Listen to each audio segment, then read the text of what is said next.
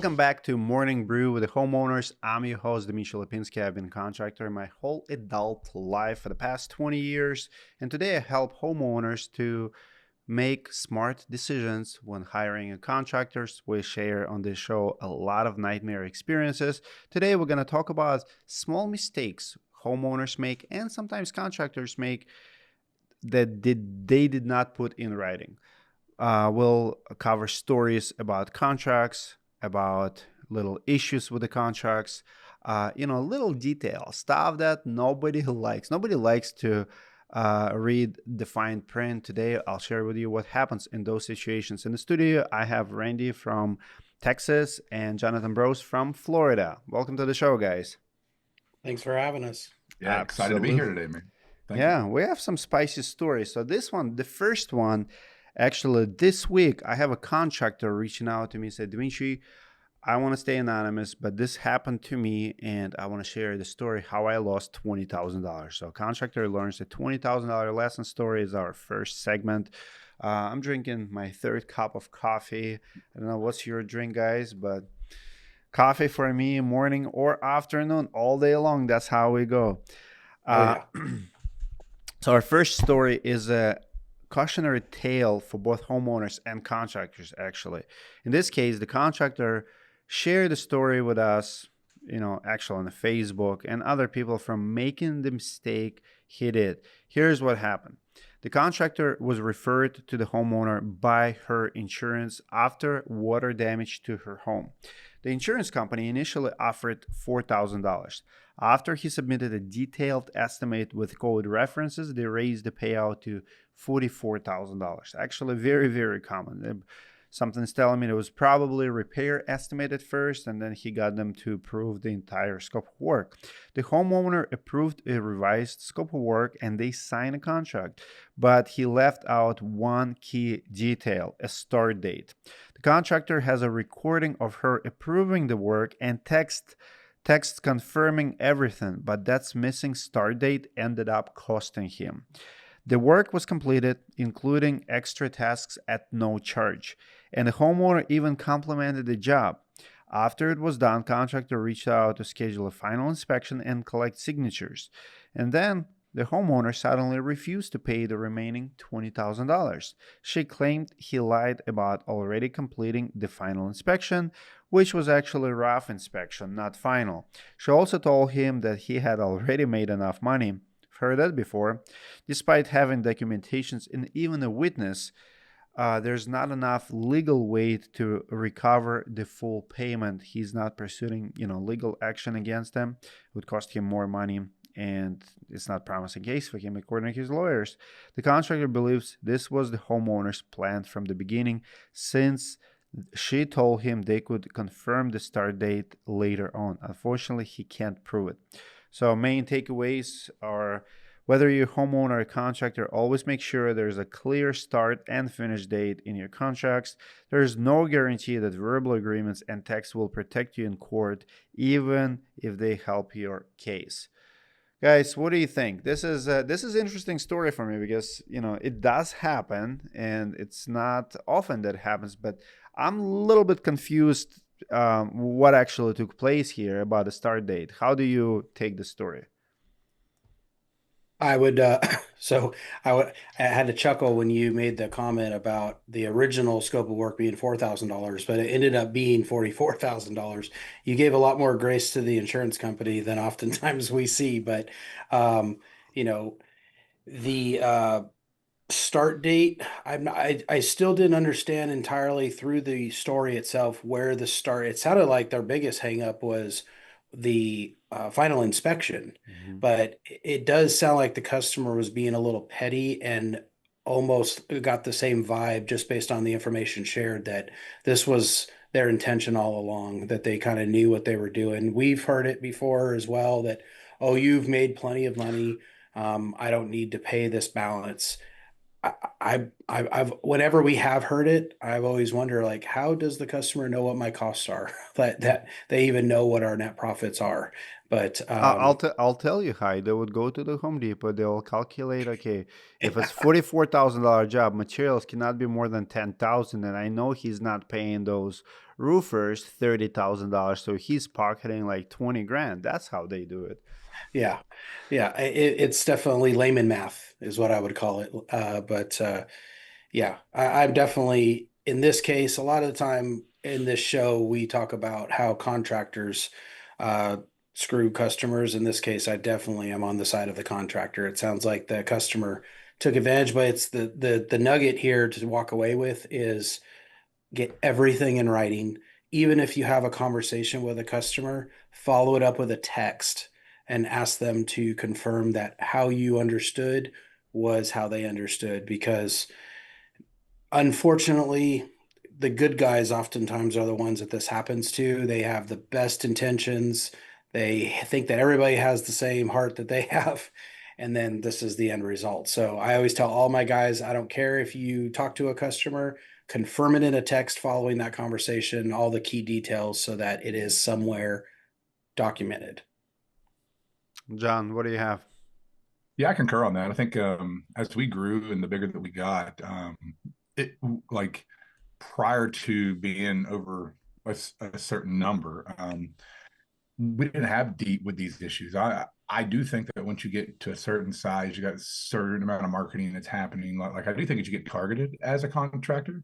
Mm. But with that said, with what Randy said too, I think the main thing is you got to have an SOP for documentation. Like it has to be documented, whatever that is, right? Something in writing. And unfortunately, I like to work on a handshake. Like I think the three of us in this conversation, I could shake your guys' hand and be comfortable with it. But I don't think that that's that way anymore with homeowners. So or with contractors. So I think both ways around. I think that document is what protects both sides. That's So right. just make sure that whatever the state laws are, abide by it.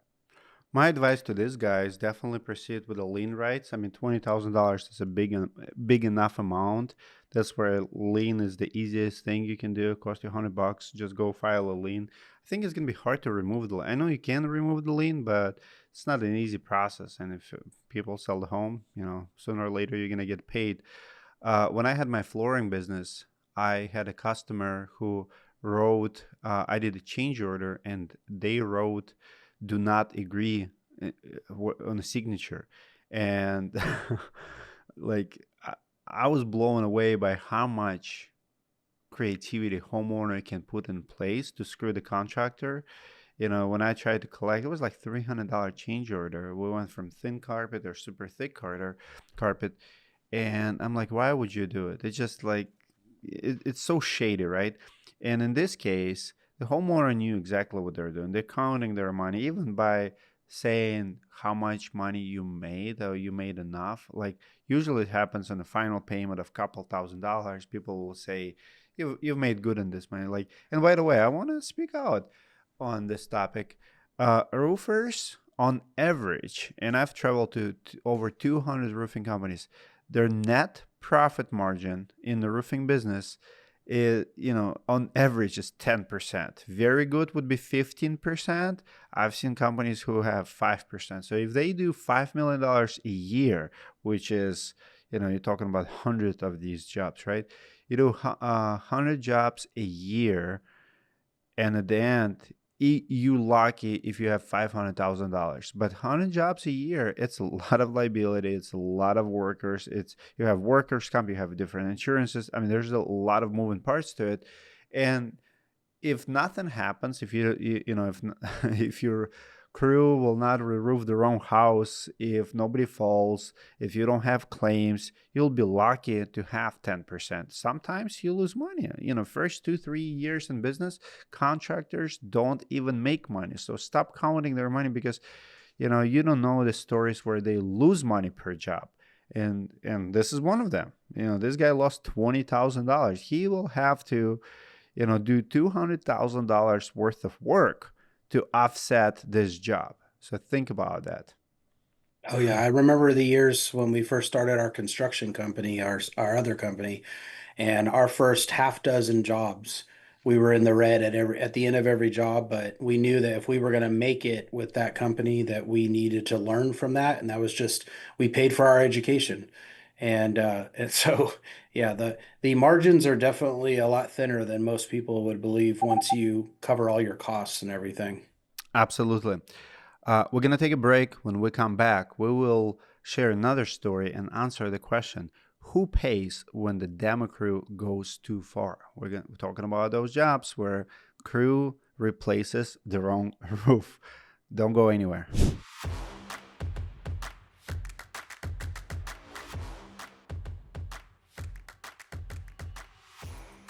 80% of roofing contractors going out of business within 2 years. 95% of contractors go out of business within 5 years. Now, ask yourself this question. What will happen to that 20-year warranty, 25-year warranty?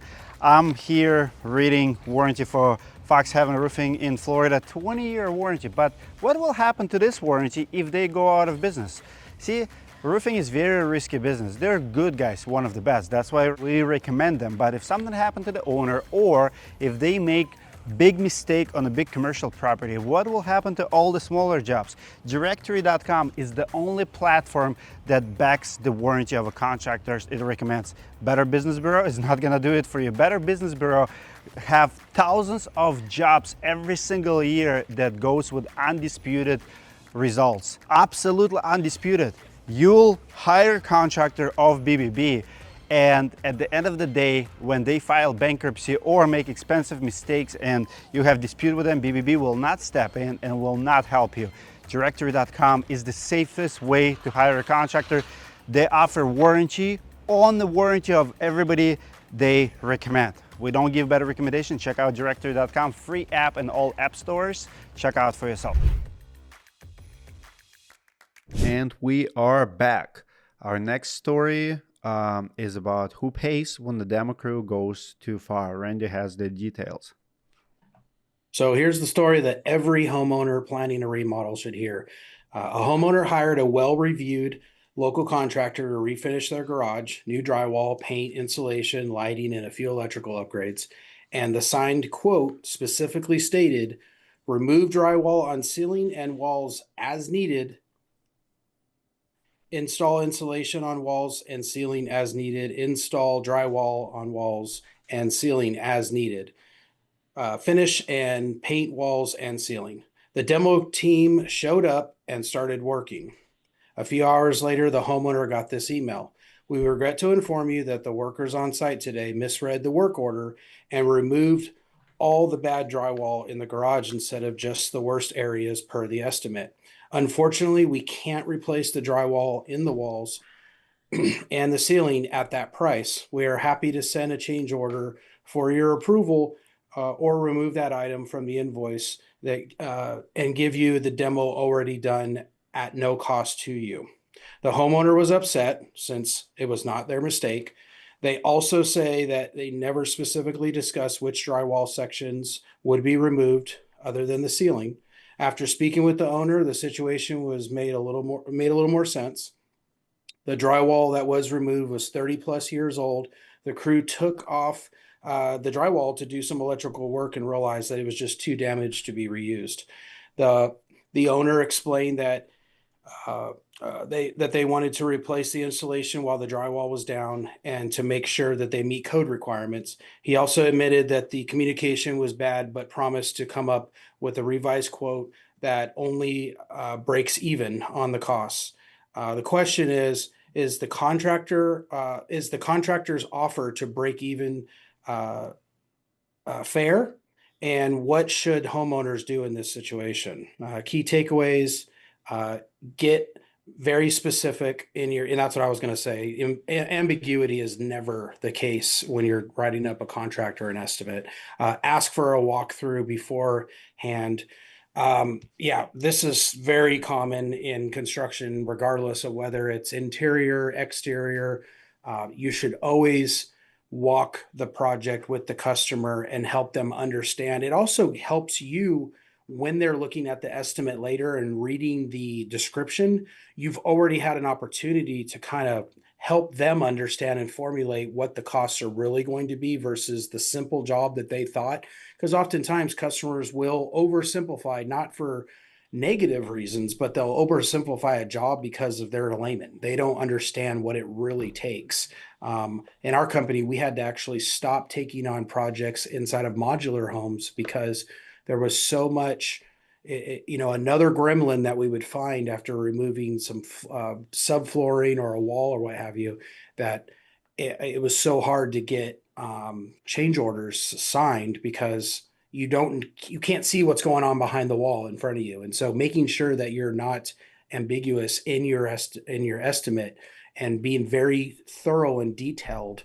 But I do believe that the word as needed was also in there as well. So that does cover the contractor. John, what do you think?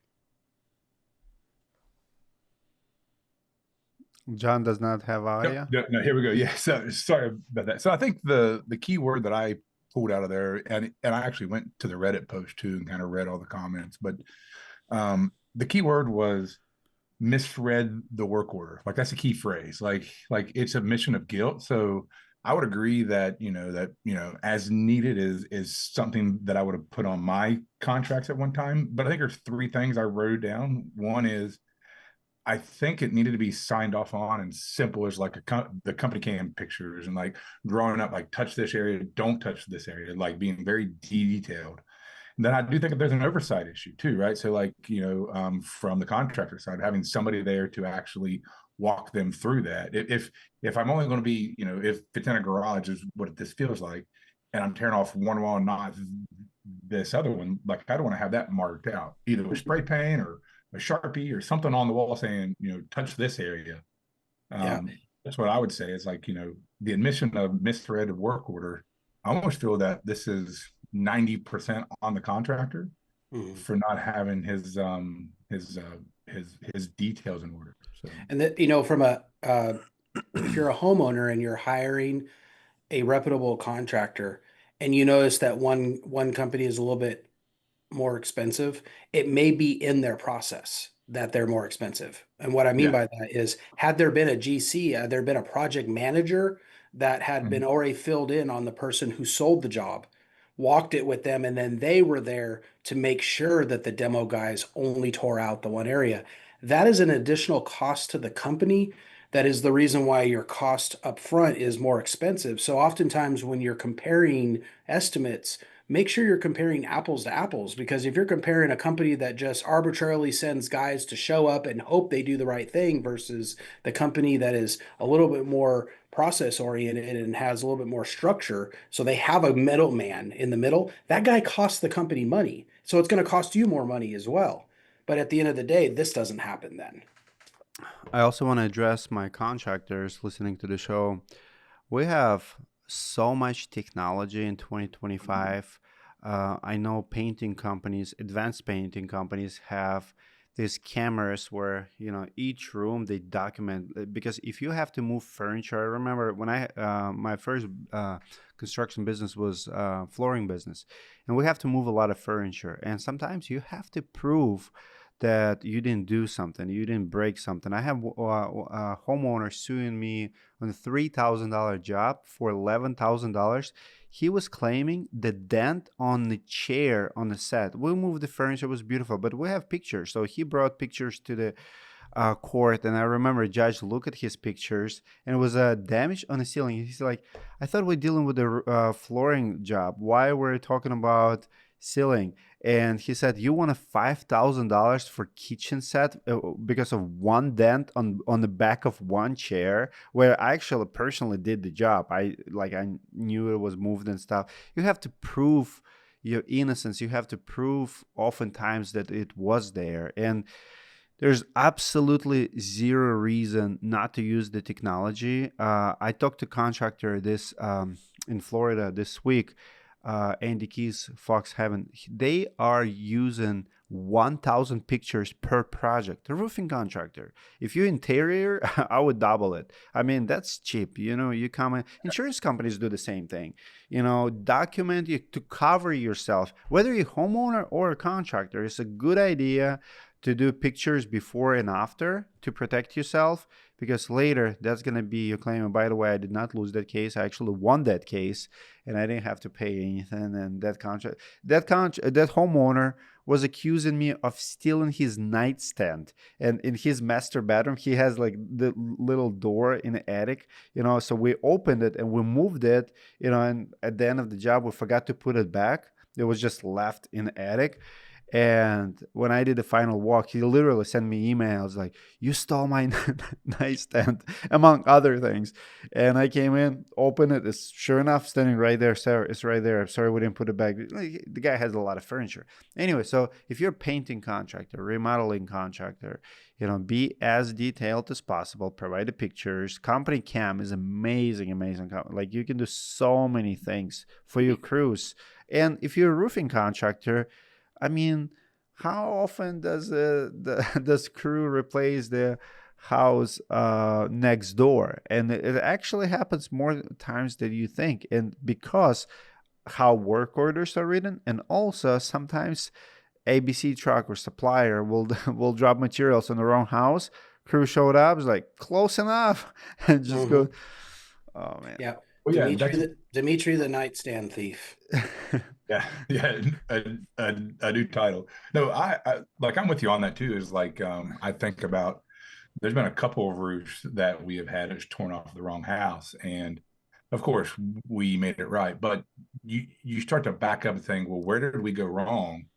And it comes down to setting the clear expectations, right? And just so much clarity. So it was SOPs like dropping a yard sign in there the night before the morning of, right? Just to make sure that the crew went there. The crew can't start until project managers on site. If you don't use project managers, Right. then I would suggest that with that you should, right? So like just having as much stop gaps in there as what you can is really, I mean, mistakes are going to happen anyway. Like you start cutting into a roof or into a wall in this situation, there's gonna be mistakes, but like having oversight in my mind is just not an excuse to not have proper oversight. I think that's where guys go out of business is because they don't invest in oversight.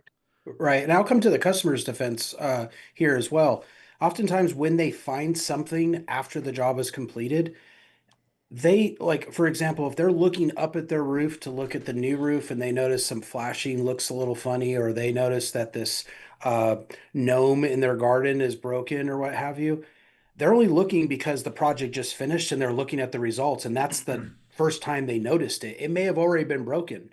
And so those pre-site, those pre-inspection pictures showing, we had a customer who wanted us to replace his driveway because there was cracks in it, and he assumed that when we placed the shingles in his driveway, it cracked it. Well, fortunately, our project manager followed our rules, and he took pictures of all around the house, and he even took pictures of the driveway. So we were able to show the customer dated photos that this was already like this. And he is like, "Oh, my bad. I guess I didn't notice." But of course, he saw heavy pallets there and assumed that's what caused the cracks. So taking those photos is so paramount to making sure you can shed any responsibility for things that were already like that. Absolutely. Well, I want to share my personal verdict on this story. I think that contractor is in the wrong. I don't agree what been said to the homeowner. He said that we regret to inform you that a worker on site today misread the work order and removed all the bad drywall in the garage instead of just the worst areas per estimate. Unfortunately, we can't replace all the drywall. I'm a big believer in total extreme ownership. If that would be me, if that would be my guy, we would own the job. Like I would never ever say, "Oh, I'm sorry, we messed up and now we can't fix it." That's your job. You're the contractor. If your worker did something, you owe it. Now, when we come back after the break, we're gonna share one more story with you how small typo cost the homeowner $10,000. Do not go anywhere. Don't gamble with your money, folks, especially when it comes to your home. Hiring the wrong contractor is like playing poker with your life savings. One bad hand, and poof, your money's gone and your roof's still leaking. That's why I recommend Directorii.com. It's a free site that connects you with vetted, background-checked, financially solid contractors, real pros. And when you book through Directorii, your job is backed by a $20,000 guarantee. This isn't a roll of the dice, it's a smart move. Go to Directorii.com, that's Directorii with 2 I's, and hire with confidence. And we are back. Keep sharing stories, keep drinking coffee. Next story is about Typo that cost homeowner $10,000. John has the details. Go ahead, John. Yes, sir. Let's go with it. Here's a real world renovation story that raises a big question. What do you do when your contractor makes a pricey mistake after the contract is signed? A homeowner signed a fixed price contract for 500 square foot addition, including a bathroom for $150,000. After the work started, the contractor came back and said he made a mistake. He accidentally listed plumbing at $1,000 instead of $11,000 as he had intended. He asked for the extra $10,000. The homeowner double checked and confirmed the contract clearly says $1,000. The homeowner believes that legally he isn't required to pay since it's a fixed price contract, but decided it was a legitimate mistake. In the end, the homeowner agreed to pay the extra $10,000 to avoid the extra stress and the delays with the project. So the first question I'm going to ask here, guys, is what's the difference between breaking a fixed price contract and a change order? Like, I mean, what do you think, Randy? Yeah, this is a prime example of breaking it. It was his mistake. And unlike the other guy, he did kind of bring it, although he did try to convey, he tried to pass it to the customer immediately instead of allowing what the customer ultimately did. But this is kind of what we were talking about on the break. Sometimes when you give the customer a chance to be a human being, they are. And in this case, the customer said, you know what, I get it. It was a mistake. It's a typo. We can all do it. I'm going to go ahead and pay it because he probably realized too that $10,000 on a $150,000 project, you have just eaten up every bit of that guy's profit, and it's likely not even going to finish. The job's probably going to be left in the condition it is. You're going to have to hire another contractor. It's just going to be a big pain. And so this homeowner did the right thing.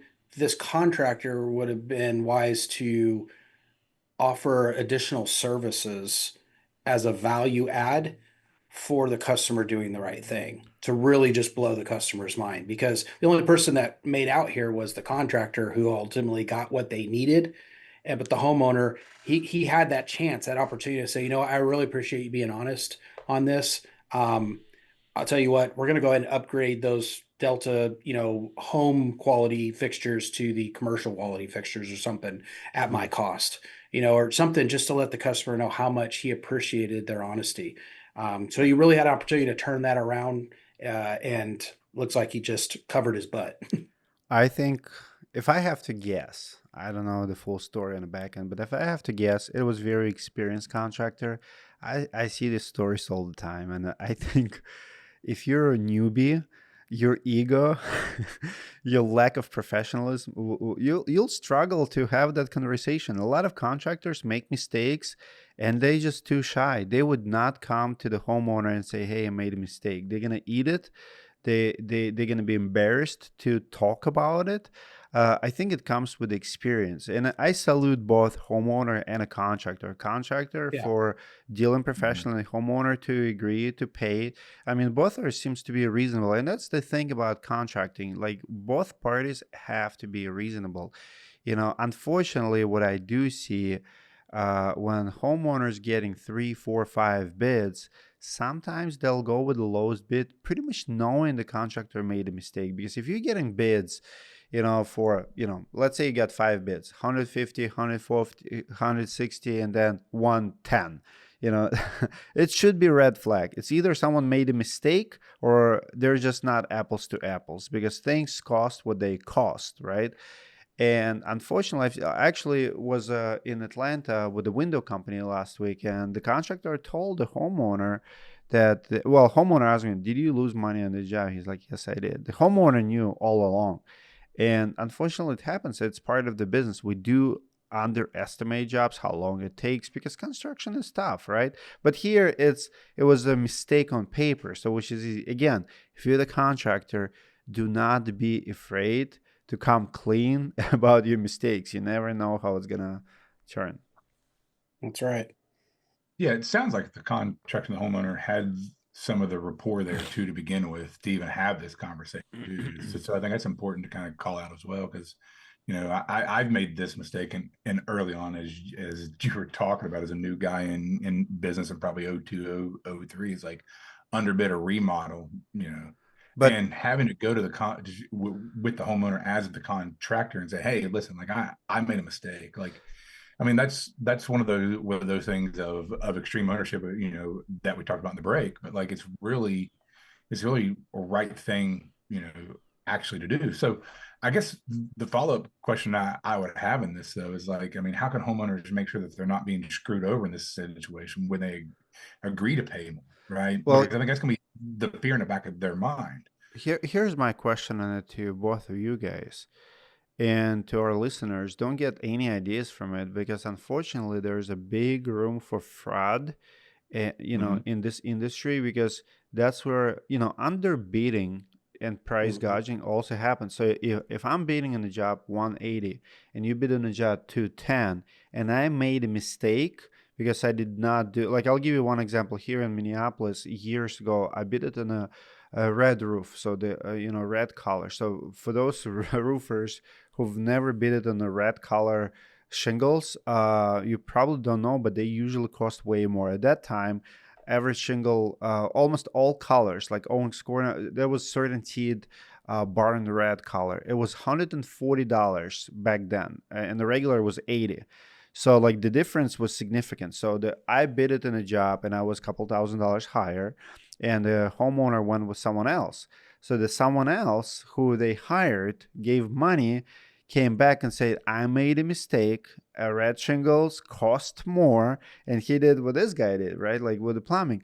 And the homeowner said, well, I have bids higher. And Dmitry told me, like, he called me and said, Dmitry, I'm canceling the contract. I'm giving you a job. You told me that red shingles cost more and why your bid is higher. I went with someone else. And that guy now wants to charge me more. And I like you better, because you sound more professional. So there's definitely situations where a contractor can say, I made a mistake.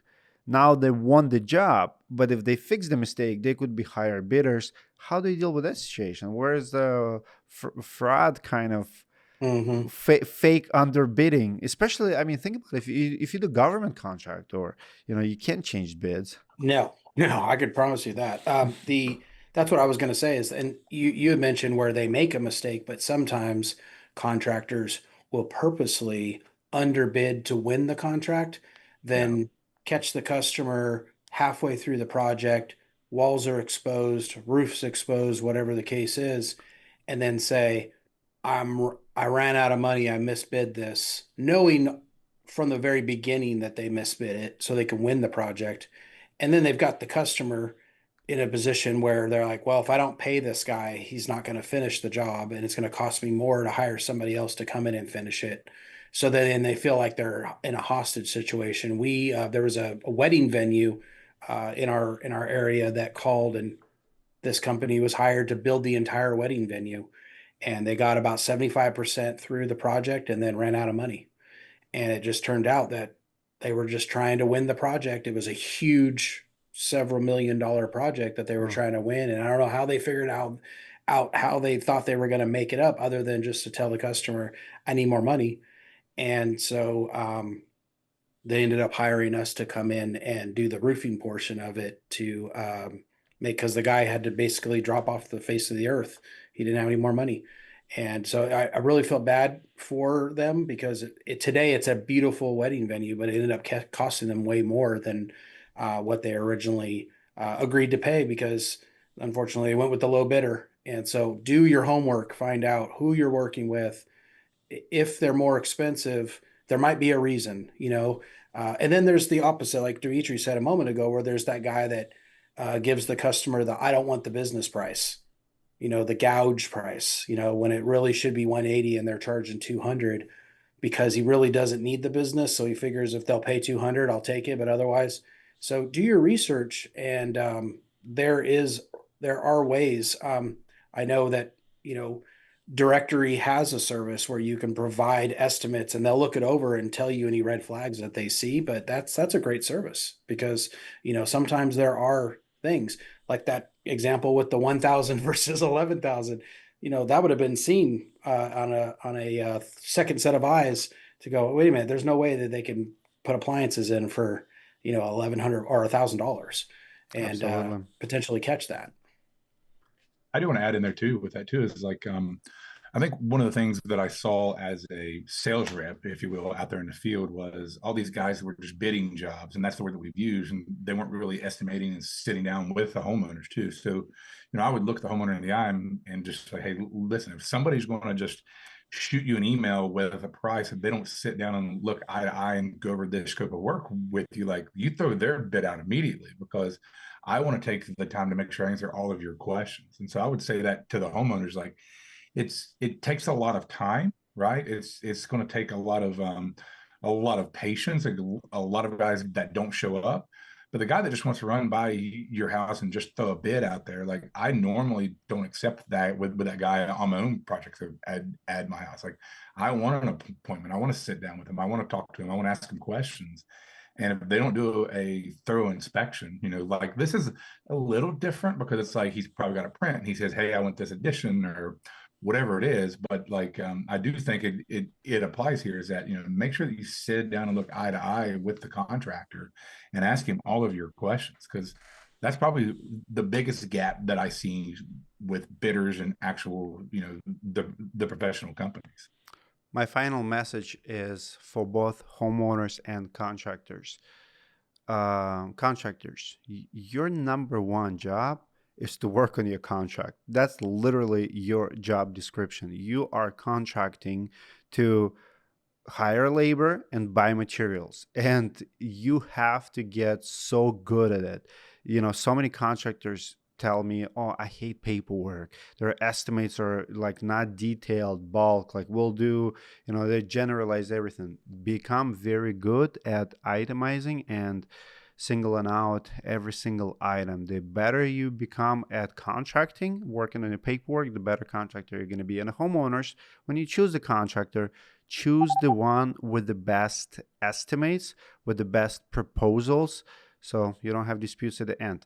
When we come back, we have one last story for you, how to fix a rushed renovation. Don't go anywhere. We moved to Dallas.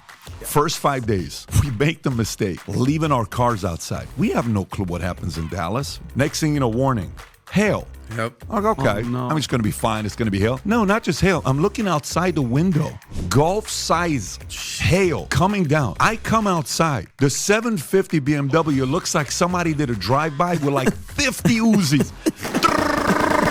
I'm like, is this crazy? Then a guy knocks on the door. Hey, I think you need my help. Why? What do I need your help with? Your roof is jacked up. Your car is messed up. This is what we do for a living. We come to places like you, and you need our help. And what Dmitry does with this company, Directorii, you get to go on there and try to find any contractors you want in U.S. and Canada. Okay. So imagine an Uber for U.S. and Canada for contractors. Right here. Find the perfect pro for your home, backed with our $20,000 guarantee. So all contractors are pre-screened and vetted by a multi-factor vetting process that includes business sustainability evaluation, safety or code violation history, background checks, market references, reviews online, presence, and more. Whether it's roofing, solar, flooring, plumbing, HVAC, or a multitude of other services, Directorii is the place where you can find what you need for your home improvement projects, and with guarantee it's going to be done right for you. Download the app today and start looking for the right contractor for your need with a $20,000 peace of mind guarantee. It's on Apple Store and Google Play. And we are back. To be honest with you, I'm tired of my coffee. I switched to juice. Another thing to drink on Saturday morning. All right. Our last story is how to fix a rushed renovation. This next story is a very common scenario. Homeowner hired a contractor for major renovations and he rushed to finish it. The mistakes were obvious. The front porch was botched, holes drilled into stone for a railing, cracked and broken stones, pieces fallen off. Inside the house, paint was missed in several places, nails were popping out of wood, and there was torn unpainted drywall behind the fridge. When the homeowner brought it up, the contractor admitted the porch was a mess, but shrugged it off and asked, "What do you want me to do about it?" What a professional. Questions. What should the homeowner do in this situation? Do they have any legal options? Looks like we have just a lot of touch-up items, and I do see this problem in the industry too. So people focus on the big items, and finishing jobs sometimes getting hard.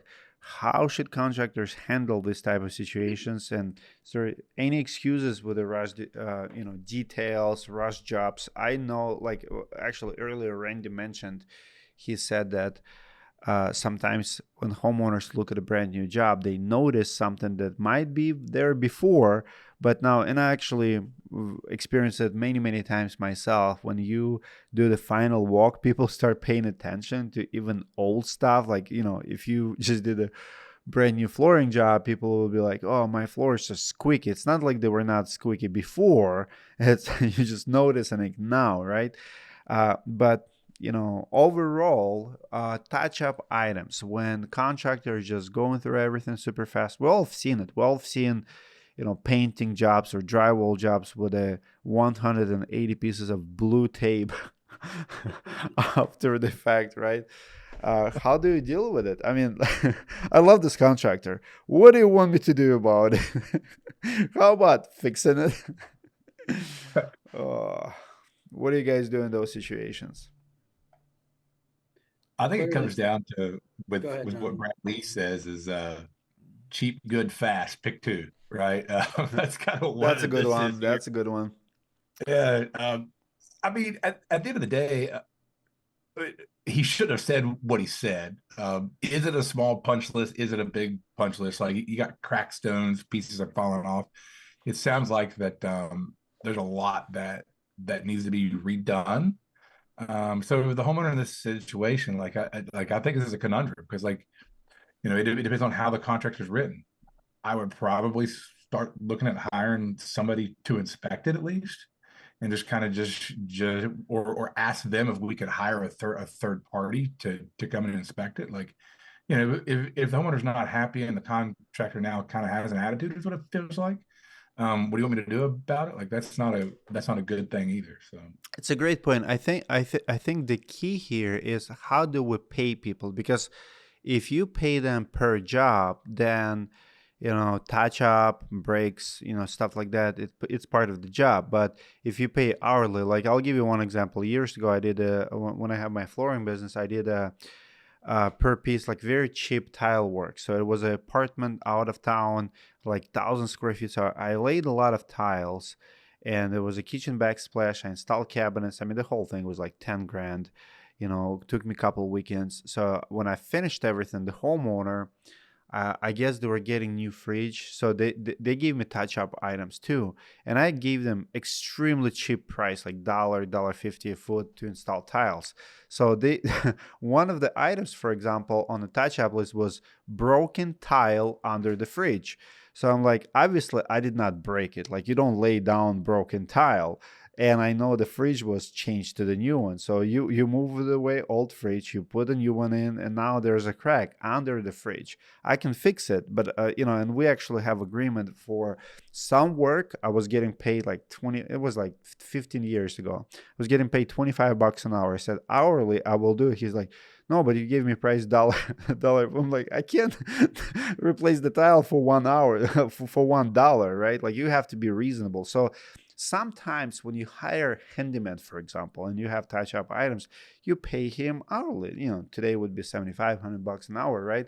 But if you pay a roofer, or a cider, $25,000, and now there's, tons of items around the house, like touch-ups, nail heads, like little things. I mean, they just take time. You go in, and the best practice is hold at least 5% from the contract until touch-up items are done. And if my contractor would tell me, what do you want me to do about it? I'm like, well, I want you to finish it and I'll pay 5%. Or you can walk away and I'll keep 5%. I'll do it myself. It's probably not a big deal. It's not a nightmare experience. It's just annoying to have, stupid things like that, stupid damage. Yeah, it wasn't the description of the things that sound like they could have easily been addressed. It was his professionalism. True. It sounds like they hired cheap, fast handyman services and got what they paid for ultimately, because the guy's professionalism. Put it this way, the homeowner, that wasn't the first time they saw that red flag. If that's how the guy acted at the end, he was probably acting like that at the beginning, but they just thought, well, I'll deal with it just because he was a much lower price, and then they ultimately got what they we're paying for. This is a definition of the contractor who cut corners, and this is where good versus really good or bad. Unpainted drywall behind the fridge. You know the saying, what what do you do when nobody's Looks watching? good from my house.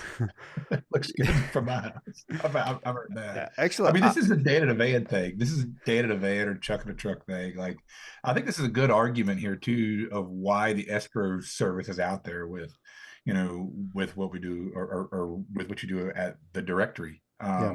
And like as a contractor, I see this as being a comfort zone for myself and the homeowner. That's why I say we, but as a contractor, I was like, like if I have an escrow account where they put their money in, and then if something comes to blows in this situation, like we can bring in a third party to actually like say, hey, like, I mean, a referee or an umpire, or somebody say, hey, listen, like, pay 95% and hold the 5% back, and then let's get the rest of it fixed. Like with your point there, I think it's a great argument to have a third party as escrow in these situations.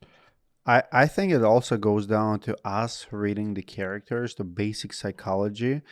Uh, I think if you have Class A personality, you should only work with the Class A personalities in business, because if I guarantee you this contractor would be, a red flag from the day one if I would met him, because the contractor who you can kind of see the type. Contractor who will not paint behind the fridge will get away with anything, right? He's probably dressed a certain way, talks the certain way, his estimate will look the certain way. We know the type. It's kind of like Yeah, he's the same guy that leaves 7 layers of felt on the roof. maybe. I don't know. I mean, I'm telling you, this. You have to read people. You have to be good people reader, because you hire them. You think, and also another thing too. Make sure the work standards are clearly stated in the contract. Because like things like, okay, we're painting stuff. Some contractors will even say, we'll do this, but we're not going to do. Like I was blown away, like absolutely blown away. 5-6 years ago, I hired a fence guy, and in his contract, it stated that they will not remove the dirt. Like, I'm like, what do you mean? So they added whole bunch of poles, and they dig whole bunch of dirt, clay, right, on my beautiful property, and they just left big pile of dirt. I'm like, what do you mean you're not gonna remove it? And it was in a contract. It wasn't a surprise. It's like, we don't do that. We just do fences. We come dig holes, and you take care of the dirt. I'm like, okay. At least it wasn't surprise, right? Like if you set that expectation, is like, I do this, I don't do that. I can live with that as long as it's clear. In my contract, in my flooring business, I have to put that if you cannot see crack or damage 3 feet away, it's not considered to be damage. It's not considered to be cracked, because you walk on the floors, like there's tiny gaps, meaning we're not going to be on our fours with a Microscope. with a microscope looking at the damages and holes, because I can't fix your door jambs. I can't fix like your baseboards. If you have a big gap in the wall and it just shows from the top, when we're not gonna go all the way down, like, oh, look at this 1/4 inch gap. There's nothing I can do about it. I actually have a director claim call today. The homeowner is not happy with the soffit repair. So the really reputable roofer told her it's good enough.